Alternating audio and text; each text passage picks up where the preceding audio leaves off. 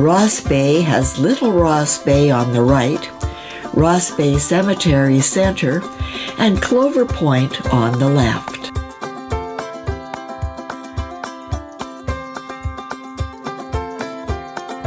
Little Ross Bay Green is a waterfront park on the eastern side of Ross Bay.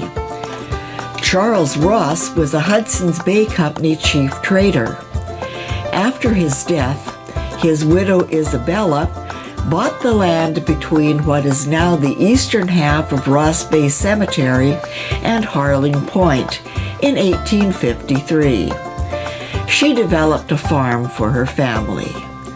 At the southern end of St. Charles Street, a ramp leads to the beach of Ross Bay.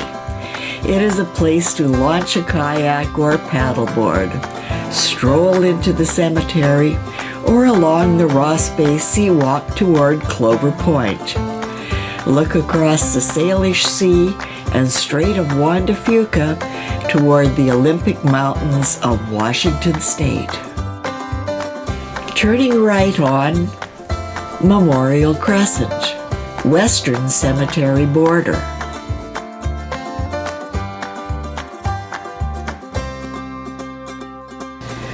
Ross Bay Cemetery is on the traditional territory of the Lekwungen people. Ross Bay Cemetery is a page from history, the oldest surviving formal landscape design in British Columbia, and a superb example of a Victorian-era burial ground.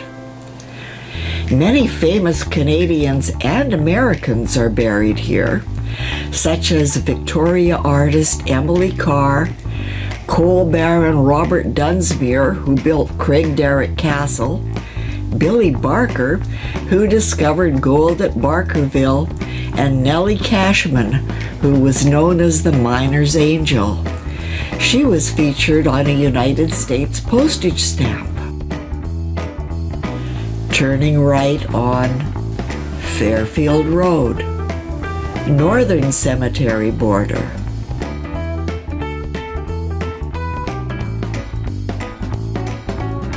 Turning right onto St. Charles Street, Eastern Cemetery border.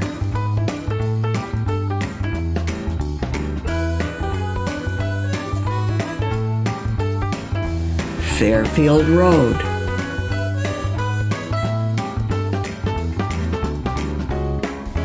Memorial Crescent. Dallas Road is a sightseeing and walking route along the waterfront. The route is a popular summer pathway, ideal for walking, jogging, cycling. The Clover Point pump station was originally constructed in the 1970s and pumped raw sewage directly into the Pacific Ocean. In 2018, the pump station was upgraded to improve its environmental impact. The expanded pump station moves wastewater to the McLaughlin Point wastewater treatment plant.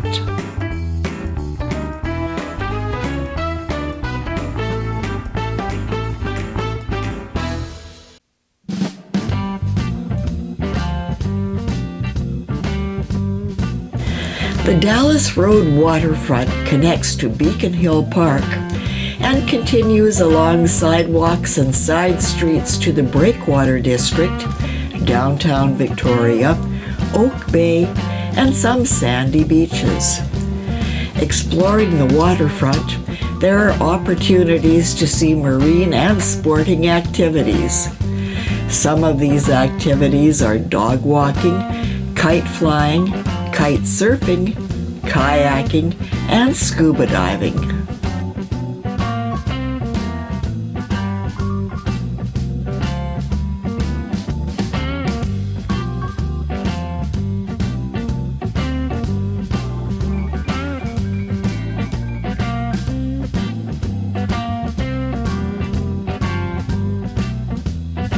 Clover Point was named for the red clover that grew here when James Douglas, the chief factor of the Hudson's Bay Company, landed here in 1842. Hudson's Bay employees landed at Clover Point and walked north to Fort Victoria. Depicting both a shipwreck and a gun range from 1914, the Clover Point Peninsula served as a rifle range during both World Wars. A letter from Beacon Hill Park Administrator W.H. Warren described military target practice and trench warfare practice. Quote, "During World War I, troops stationed at the Willows Fairground marched to Clover Point to practice shooting from the ranges to the butts on the point.